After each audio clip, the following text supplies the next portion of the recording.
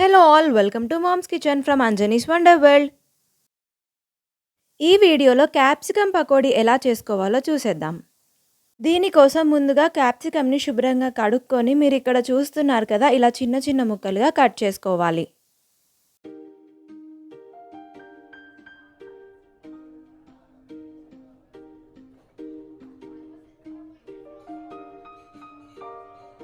ఇలా కట్ చేసుకొని పక్కన పెట్టుకున్న తర్వాత నెక్స్ట్ ఇప్పుడు ఒక బౌల్లో కొద్దిగా శనగపిండి, చిటికెడు పసుపు వేసి కలుపుకోవాలి. అలాగే కట్ చేసి పక్కన పెట్టుకున్న క్యాప్సికంలో కూడా కొద్దిగా పసుపు, ఉప్పు మరియు వాము వేసుకొని అవన్నీ పూర్తిగా కలిసేంత వరకు కలుపుకోవాలి.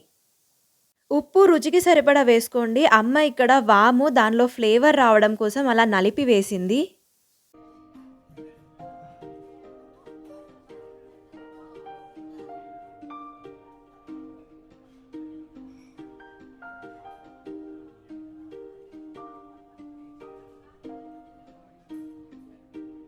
అలా కలుపుకున్న తర్వాత ఇందాక పసుపు కలిపి పక్కన పెట్టుకున్న శనగపిండిని కూడా ఇప్పుడు ఇందులో వేసి కలుపుకోవాలి.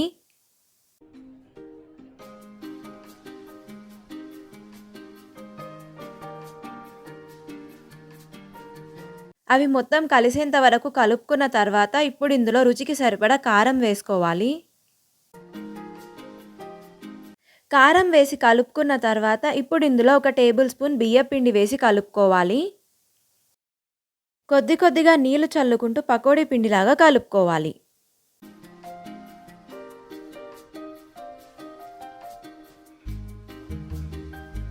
మీరు ఇక్కడ చూస్తున్నారు కదా, ఈ కన్సిస్టెన్సీ వచ్చేంత వరకు నీళ్లు చల్లుకుంటూ కలుపుకోవాలి.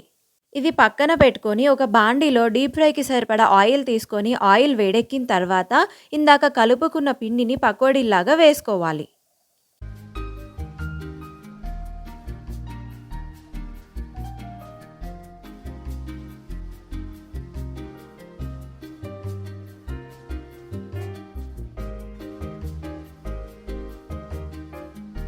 ఈ పకోడీలను రెండు వైపులా గోల్డెన్ బ్రౌన్ కలర్ వచ్చేంత వరకు ఆయిల్లో డీప్ ఫ్రై చేసుకోవాలి. అంతే, క్యాప్సికమ్ పకోడీ రెడీ. మీరెప్పుడైనా ఈ రెసిపీని ట్రై చేశారా? ఒకవేళ చేయకపోతే ఇప్పుడు ట్రై చేసి ఎలా వచ్చిందో కామెంట్స్లో చెప్పండి.